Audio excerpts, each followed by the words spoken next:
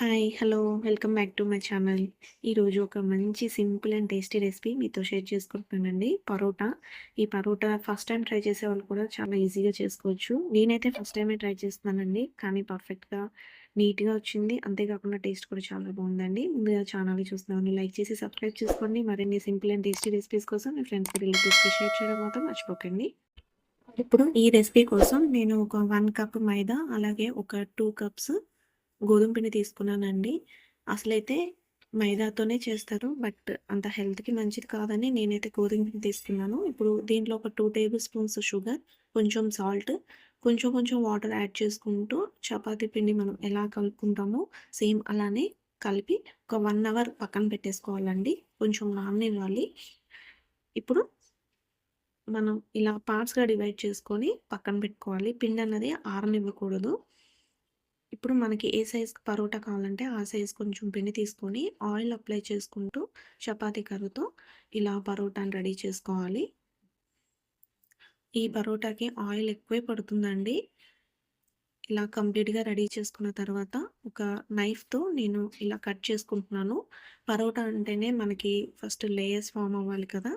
ఎంత ఎక్కువ layers form అయితే అంత బావుంటుంది కదా టేస్ట్. సో, లేయర్స్ ఫార్మ్ అవ్వడం కోసం నేను ఇలా కట్ చేసుకున్నాను.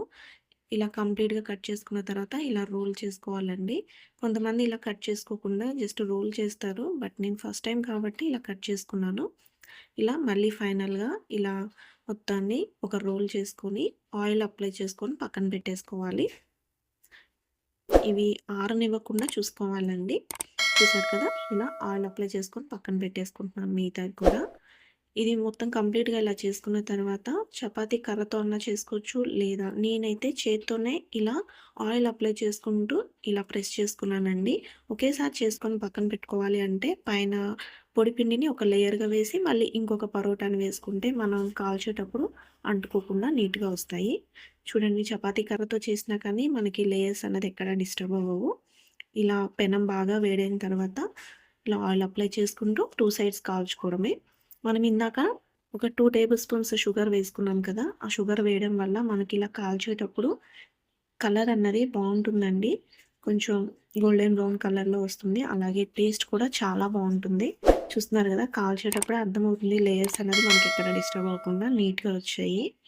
అంతే అండి సింపుల్‌గా చల్లారక ముందే ఇలా మనం లేయర్స్‌గా చేసుకొని పక్కన పెట్టేసుకుంటే పరోటా అయితే రెడీ అయిపోతుంది. దీనికి మంచి కాంబినేషన్ కర్రీ ఒకటి రెడీ చేసుకున్నామంటే హోటల్ స్టైల్ పరోటా అయితే ఎంజాయ్ చేయొచ్చండి. నచ్చిన రెసిపీ మరి ఇంకెందుకు ఆలస్యం మీరు కూడా తప్పకుండా ట్రై చేసి మీ ఫీడ్‌బ్యాక్‌ని షేర్ చేయండి.